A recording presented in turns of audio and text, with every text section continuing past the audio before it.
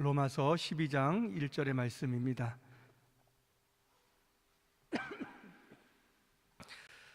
제가 하나님의 말씀을 봉독하도록 하겠습니다.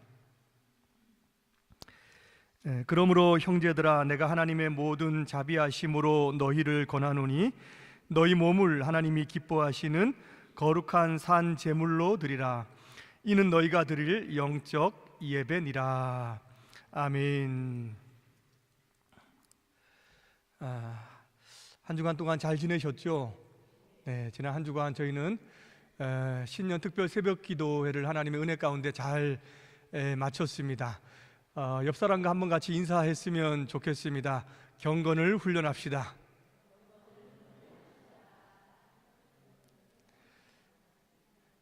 말씀을 들은 분들은 무슨 말인지 아는 거고, 왜 갑자기 목사님이 환영합니다, 축복합니다 이런 말로 안 하고 경건을 훈련합시다 라고 하는 말로 하는지 모르시는 분들도 있을 것입니다. 2026년도 신년 우리 특세가 주제가 경건을 훈련하라 였습니다.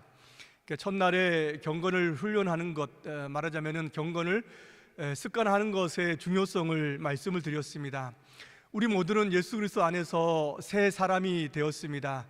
그런데 우리에게 익숙한 것은 아직도 옛사람의 모습이라는 거죠. 옛사람, 예수 믿기 전에 우리에게 익숙했던 그런 본성과 모습과 태도를 가지고 있습니다. 이것을 이제 벗어버려야 합니다. 그래서 새 사람의 옷을 입는 그런 훈련, 그런 반복, 그래서 이것이 우리에게 습관이 되어져야 된다라고 이제 말씀을 드렸죠. 둘째 날은 제가 성경 읽기를 훈련하자는 말씀을 드렸습니다. 우리가 하나님을 떠남으로 말미암아 우리의 모든 전 인격이 부패하고 사실은 오염이 되었습니다. 이것을 바로잡을 수 있는, 특별히 우리의 지식을 바로잡을 수 있는 것은 바로 하나님의 말씀이다라고 하는 말씀을 드렸습니다. 하나님의 말씀은 하나님을 아는 지식을 배울 수가 있는 것이고, 또 자기 자신이 어떤 사람인지를 배울 수 있는 지식이 바로 그 안에 담겨져 있습니다. 그래서 하나님의 말씀을 배우고 익힐 수 있도록 이제 올해 특별히 또 새해가 들었으니까는 성경 읽기를 어떤 계획보다 최우선의 과제로 두고 우리가 실천했으면 좋겠다라고 하는 말씀을 드렸습니다. 그리고 어제는 제가 기도를 훈련하자라고 하는 말씀을 드렸습니다.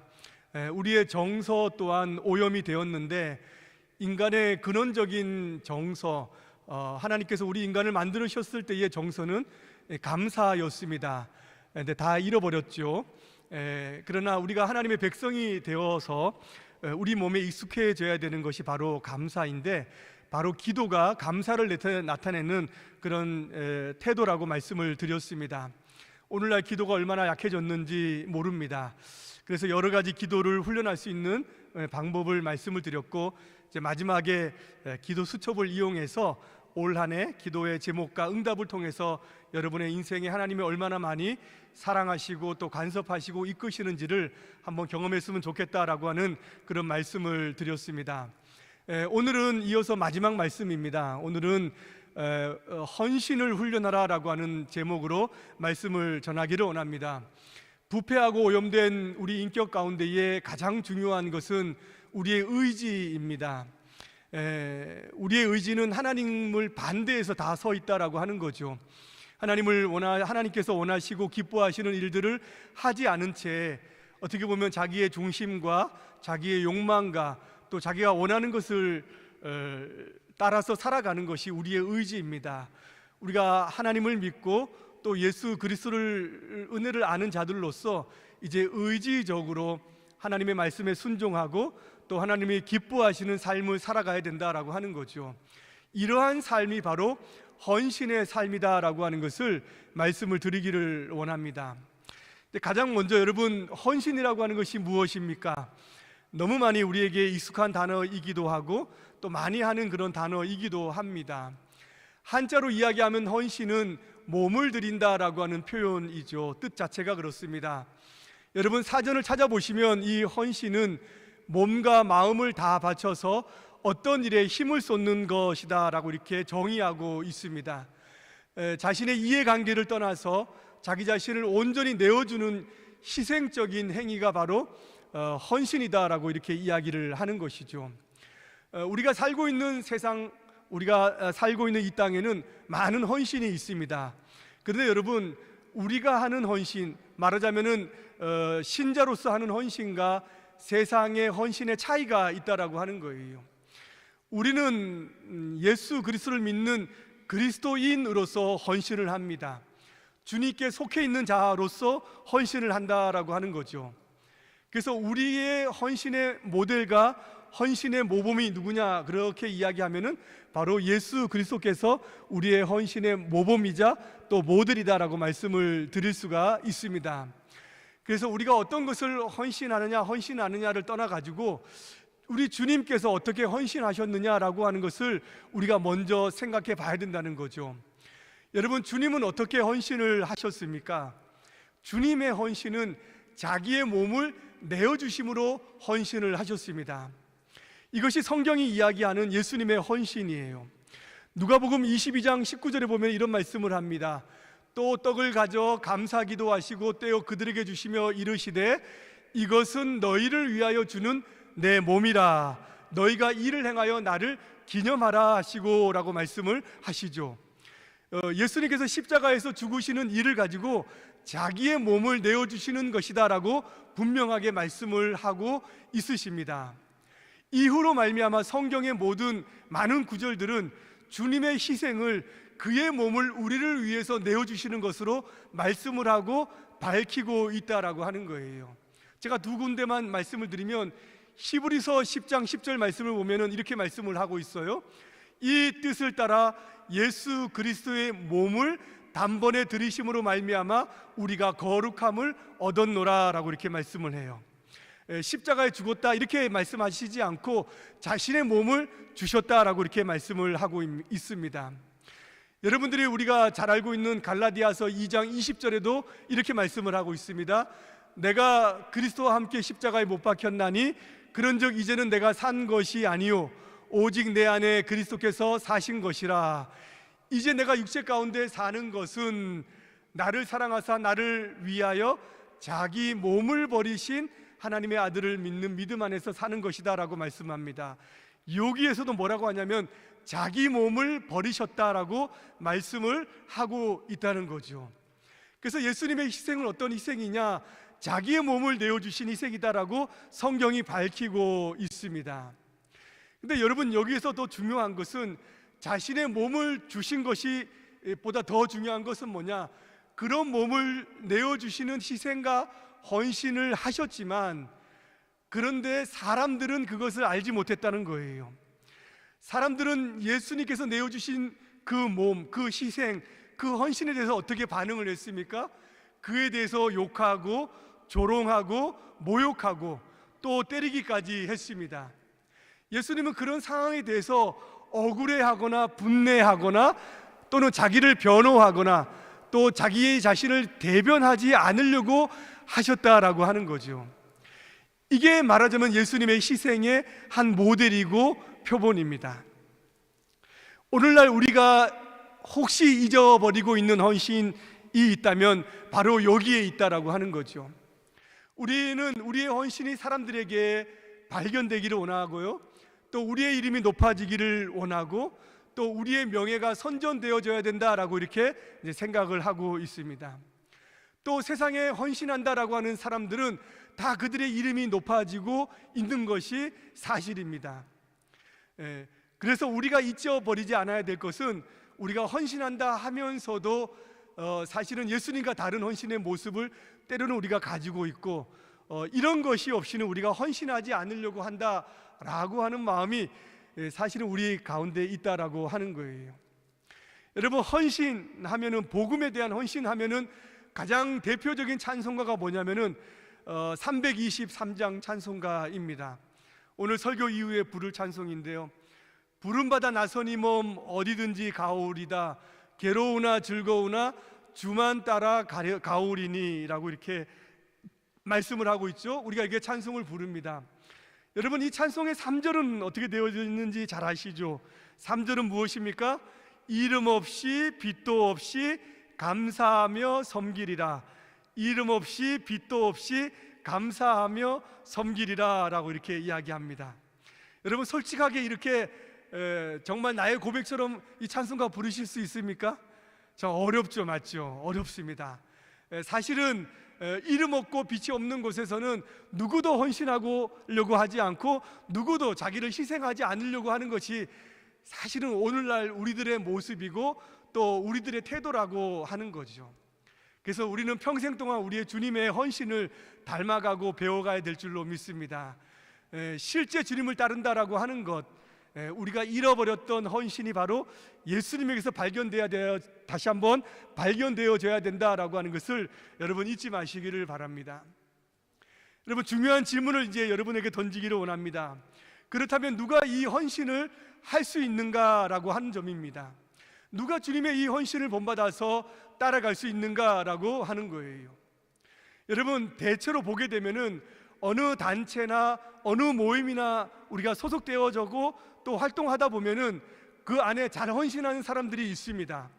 대체로 보면은 심성이 고운 사람들, 착한 사람들, 어려서부터 부모님께 순종을 잘 배운 사람들, 또 남이 할 때 같이 해야 된다라고 하는 것을 배운 사람들이 있습니다. 대체로 보면은 그런 사람들이 잘 헌신하고 희생하고 봉사해요. 맞습니까? 반응을 좀 해주셔야 돼요. 네. 그런데 우리가 그런 사람들, 모든 사람들을 참된 헌신자라고 이렇게 할 수 있는가라고 하는 거예요. 고운 심성, 착한 심성, 교육을 통해서 배운 그런 마음들은 사실은 좋은 마음들입니다. 우리가 나무랄 것이 없는 거예요. 그런데 그러한 것들은 하나님께서 이 땅 가운데에 주신, 일반적으로 많은 사람들에게 주신 은총 가운데에 드러나는 은혜다라고 하는 거죠. 그런 사람들 가운데에 하나님의 뜻을 생각하고 하나님의 말씀을 생각해서 그렇게 순종하고자 하는 마음이 없다면은 사실은 그것도 참된 순종, 나는 참된 헌신이라고 말할 수가 없습니다. 세상에는 생각보다 착한 사람들이 많이 있기 때문에 그렇게 말할 수가 있는 거예요. 여러분, 누가 정말로 하나님이 기뻐하시는 그런 헌신을 할 수가 있는가? 오늘 본문을 보시면은 그러므로 형제들아 내가 하나님의 모든 자비하심으로 너희를 권하노니 라고 이렇게 사도 바울은 우리에게 말하고 있습니다. 여기서 어떤 부분이 중요하냐면 하나님의 자비하심으로 권한다라고 하는 거예요. 누가 헌신을 할 수 있느냐? 사실은 하나님의 자비로운 그 은혜를 입은 사람들이 헌신을 할 수가 있습니다. 하나님의 선하신 은혜를 입고 자기 자신을 죽기까지 사랑하신 그 하나님의 사랑의 은혜를 느끼고 그것을 경험해 본 사람들이에요. 자기의 생명보다 더 귀한 독생자 예수 그리스도를 나 같은 인생을 나라 가운데서 구하겠다라고 아낌없이 내어주신 그 사랑을 경험한 사람입니다. 그 자비를 깨달은 사람이고 그 자비를 알고 있는 사람이고 그 자비를 마음속에 심고 살아가는 사람들, 그런 사람들이 헌신할 수 있다라고 하는 거예요.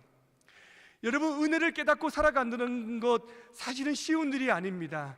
나에게 은혜를 잊고서도, 사실은 내가 은혜를 잊고서도 얼마나 많은 부분에서 우리는 은혜에 대한 가치를 모르고 살아가는지 몰라요. 근데 정말 은혜를 알면요, 그 은혜를 잊지 못하고 갚으려고 하는 것이 인간의 마음입니다. 여러분, 결초보온이라고 하는 한자 아시죠? 맞죠? 이것은 풀을 엮어서 은혜를 갚는다라고 하는 그런 뜻이 있습니다. 어떻게 그 은혜가 감사한지, 그 은혜를 입은 사람에게 죽어서까지 내가 그 은혜를 갚는다라고 하는 뜻이 바로 결초보온에 담겨져 있는 뜻입니다. 은혜의 가치를 알기 때문에, 그것이 얼마나 고귀한 것인지를 알기 때문에 사실은 아낌없이 자기 자신이 보답하겠다라고 하는 마음이 담겨져 있는 것이 바로 은혜를 아는 사람들의 마음이다라고 하는 거죠. 여러분, 우리는 우리 자신에게 한번 물어봐야 됩니다. 내 자신에게 물어보고 또 여러분들에게 한번 묻기를 원합니다. 하나님의 은혜를 아시는지요?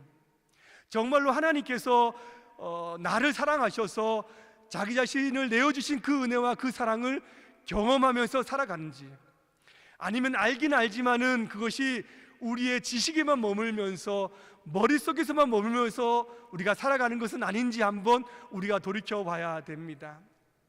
아직 은혜가 무엇인지 모르는 사람들에게 하나님에 대한 헌신을 이야기하는 것은 어떤 면에서는 억지가 될 수가 있습니다. 그런데 하나님의 은혜를 알고도, 하나님의 은혜를 경험하고도 모른 척 한다면은 그것은 그 은혜에 대한 가치를 있게 여기는 것이 아니라 사실은 그 은혜를 값싼 은혜로 우리가 전락시키는 그런 일이 되기도 하기 때문에 그렇다는 거예요. 하나님의 은혜를 경험했다면은 여러분의 삶이 참된 헌신의 삶이 되기를 주님의 이름으로 축복합니다. 또 한 가지 질문을 하기를 원합니다. 어떤 질문이냐면은 내가 헌신하면 안 되는가라고 하는 질문입니다. 다른 사람이 아니고 우리 공동체가 아니고 내가 조금 더 헌신하면 안 되는 것이 아닌가라고 하는 거예요.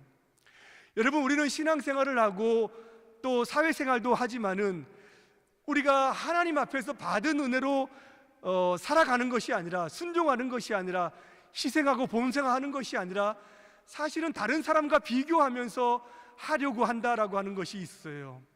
다른 사람들이 어느 정도 헌신하는지, 어느 정도 봉사하는지를 보고 나도 그 정도 따라서, 나도 그것에 미치지 않을 정도만, 나는 그것에 오버하지 않을 정도만 더 하면 안 된다라고 하는 생각을 가지고 혹시 하고 있지는 않은가라고 하는 겁니다.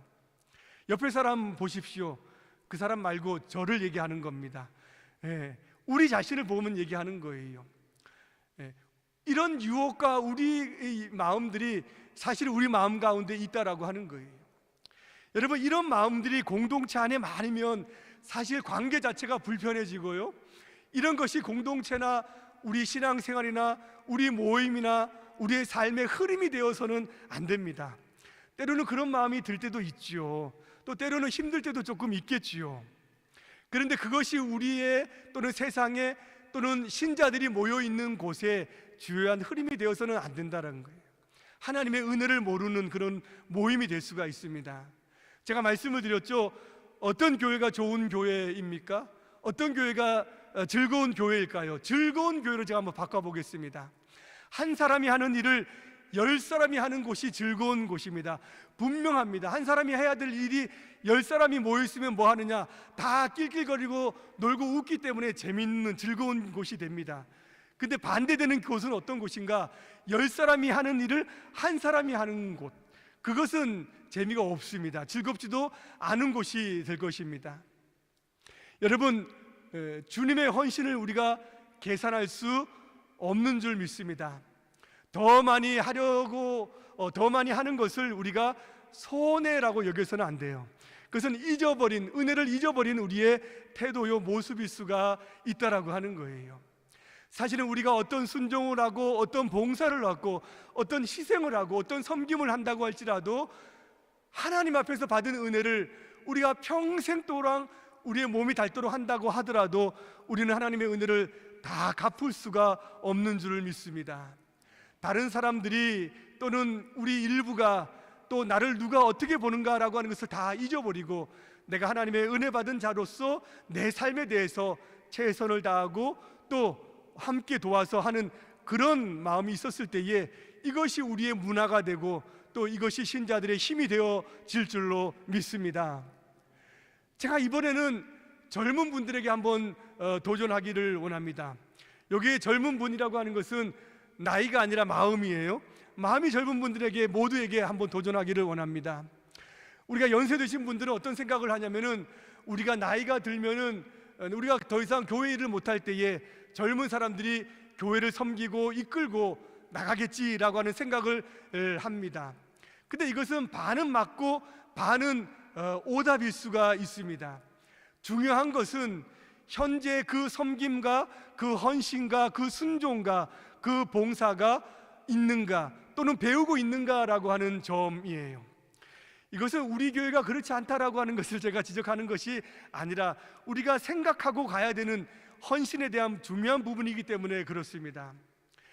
제 이야기를 해서는 죄송한데 저와 제 또래에 있는 우리 학생들 정도는 이런 기억들과 추억들이 있습니다.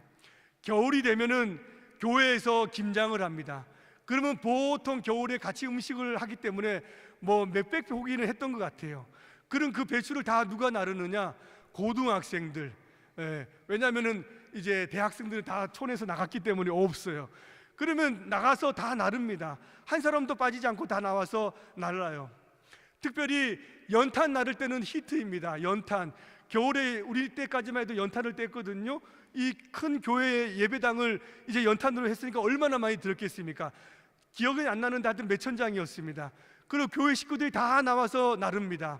저희들도 고등학교 때 등에 힘에 따라 가지고 9장, 조금 더 하면 12장, 조금 더 하면 15장 다 지게 메고 우리도 갔습니다. 아마 장로님 한 18장 메었을 것 같아요. 등치를 봐서는. 저는 한 12장 이렇게 메고 갔었습니다. 근데 그걸 가지고 우리 교인들이 또는 어른들이 이상하게 생각하지 하지 않았습니다. 또 그때가 되면은 이웃 집사님들, 권사님들 댁에서 다 연탄을 나릅니다. 그러면 을에 저희들은 봉사자가 되고 또 섬기는 자들이 되었습니다. 가가지고 을에 그런 일들을 하라고, 도우라고, 또 그것을 당연하게 여겼다라고 하는 거예요. 우리가 이것을 좋은 추억으로, 좋은 전통으로 생각하는 것이 아니라 우리가 주님의 헌신을 배웠다라고 우리는 생각하고 있는 것이죠. 부모님들은 우리 자녀들이 하나님 앞에서 헌신하며 사는 그런 자녀들이 되기를 원한다면은 그들이 교회에서 봉사하고 수고로운 일을 함께 하는 것들을 큰 수고를 하는 것으로 생각하지 않아야 된다라고 하는 거예요. 교회에 함께 봉사하는 것은 뒷전이어야 된다, 야 눈치껏 해라 라고 하는 생각과 마음을 절대 심어줘서는 안 됩니다. 우리의 수고는 누가 다 보십니까? 여러분, 하나님이 보시는데 하나님은 보실 뿐만 아니라 그 모든 것을 갚아주시는 하나님입니다. 믿으십니까? 하나님은 다 갚아주세요. 어릴 때부터 순종하고 봉사하고 섬기는 것, 주님께서는 잊어버리는 것이 없습니다. 주님께서는 그저 공짜로 하는 것이 사실은 없습니다. 성경에 나와 있지 않지만은 한 구절 더 보태라면 하나님께서는 공짜가 없다. 이건 성경에 있어도 될 말입니다. 하나님은 은혜가 많으신 분이고 풍성하고 넉넉하신 분이다라고 하는 거예요. 어쩌면 나중에 쓰시기 위해서 그들을 위해 하나씩 둘씩 더 준비하는 그런 과정일 수도 있다라고 하는 겁니다. 여기에 19세기 영국에서 봉사하셨던 존 나일이라고 하는 목사님이 있어요. 그분이 청년들에게 도전하는 글이 있습니다. 한번 들어봐 보시기를 바라요. 청년들이여 스스로 속지 말라. 젊을 때 마음껏 쾌락과 정욕을 추구하고 살아도 나중에 하나님을 쉽게 잘 섬길 수 있으리라 생각한다면 큰 오산이다. 내가 이런 말을 하는 이유는 무엇일까? 바로 습관의 힘을 알기 때문이다. 경험으로 미루어 볼 때 사람들의 마음은 젊을 때 변하지 않으면 좀처럼 변하지 않는다. 습관의 뿌리는 참으로 깊다. 일단 죄가 마음속에 둥지를 틀면 그것을 제거하기가 쉽지 않다. 습관은 나무와 같아서 세월이 흐를수록 더 강해진다. 여러분 동의하십니까? 유명한 목사님이세요. 여러분들은 모르시지만은 그분이 이렇게 말하는 데는 다 이유가 있겠죠. 맞죠? 이분은 100년을 90세를 사셨던 분입니다. 90세를 사시면서 많은 사람들을 보고 또 목회를 하셨던 분이다라고 하는 거예요. 이런 마음들, 우리가 젊은 시절부터 헌신하고 희생하고 봉사하는 것, 하나님께서 그 허투루 다 쓰시지 않으시는 줄로 믿습니다. 그런 마음을 가지고 함께 섬기며 우리가 봉사하고 서로 힘이 되는 모두가 되어졌으면 좋겠습니다. 이것이 습관의 힘이기 때문에 그래요. 이제 마지막으로 한 가지 더, 무엇에 헌신해야 될 것인가, 무엇에 헌신해야 하는가라고 하는 부분을 생각해 보고자 합니다. 오늘 뭐라고 말씀하시냐면은 모든 하나님의 자비하심으로 너희를 권하노니 너희 몸을 하나님이 기뻐하시는 거룩한 산 제물로 드리라. 이는 너희의 영적 예배니라 라고 말씀을 합니다. 여러분, 이 표현은 구약의 제사적인 표현입니다. 이것을 신약적인 표현으로 바꾼 거죠. 구약의 짐승의 몸을 줬다면은 예수님께서 자신의 몸을 주심으로 말미암아 구약의 모든 제사들을 다 폐하신 것입니다. 그런데 이것은 사라진 것이 아니에요. 무엇으로 대체되었습니까? 이제는 우리의 몸을 하나님이 기뻐하시는 것으로 드리는 것으로 이제는 대체가 되었다라고 하는 겁니다. 우리가 하나님을 위해서 살아가는 이 모든 것이 구약에서 백성들이 하나님 앞에 제물로 봉사했던 거지, 섬겼던 것처럼 이제는 그러한 것으로 섬기게 되었다라고 하는 것을 여기서는 말씀을 하고 있는 거예요. 여러분, 몸으로 하나님이 기뻐하시는 거룩한 산 제물로 드리는 것, 이것은 무엇을 이야기하는 것일까요? 여러분 가가지고 노가다 하고 몸으로 때우고 그것을 이야기하는 것일까요? 아닙니다. 우리의 몸을 가지고 이야기하는 것은 여러 가지를 담고 있고 여러 가지를 포함하고 있어요. 그 가운데 제가 두 가지만 말씀을 드리고자 합니다. 하나는 우리가 물질로 하나님 앞에 헌신하는 훈련을 하실 것을 제가 말씀을 드립니다. 여러분, 하나님은 만홀히 여기심을 받을 뿐이 아닙니다. 하나님은 우리들에게 최고의 것을 주신 분이세요.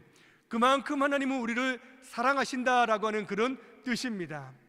하나님께 우리의 물질을 들여서 섬기고 봉사하는 것, 이것은 그것에 합당한 우리의 헌신을 담는 그런 행위다라고 하는 거예요. 물질이 별것 아니다, 물질로 드리는 것은 별로 큰 것이 아니다, 이렇게 이야기하는 그런 설교자들이 있는지 모르겠습니다. 근데 여러분, 그렇지 않아요. 물질은 생명입니다. 우리 가운데 누구도 물질 없이 살 수 있는 사람들은 아무도 없습니다. 물질은 귀한 것입니다. 그렇기 때문에 우리가 하나님께 드리는 것이고 가치 있는 것을 하나님께 드린다라고 하는 거예요. 근데 우리가 이것에 대해서 내 필요와 내 계획과 내 여건을 다 맞추어 놓고 혹 남는 부분이 있으면 하나님께 드리겠다라고 하는 마음이 있으면 이것은 하나님을 만홀히 여기는 부분이 될 수 있다라고 하는 거예요. 그러고도 하나님께 드리는 것이 아깝다라고 하는 마음이 든다면 사실은 우리가 우리의 신앙을 좀 점검해야 될 필요가 있습니다. 구약에는 11조에 대한 명령이 분명히 있습니다. 그런데 신약에는 그런 직접적인 언급은 없어요. 그래서 구약의 율법이 다 폐기되었기 때문에 11조도 폐기되었다, 신약의 백성들에게 해당되지 않는다라고 가르치는 사람들도 있습니다. 또 어떤 교회는 예물 드리는 순서 자체를 빼기도 해요. 헌금 이야기하지 않고 헌금 드린 순서가 없는 것을 교회의 자랑으로 내세우기도 합니다. 유명한 목사들 가운데서도 그렇게 이야기한 사람들이 있다라고 하는 거예요. 여러분, 이 부분에 대해서 어떻게 생각하실지 모르겠지만은 이것은 성경적으로 잘못된 다 자기 생각입니다.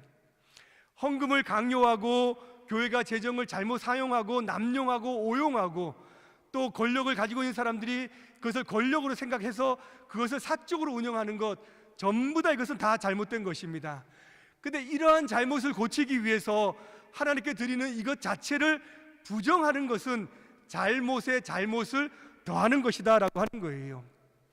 여러분, 11조를 드리고 하나님 앞에 예물을 드리는 것, 우리의 신앙의 고백을 드리는 겁니다.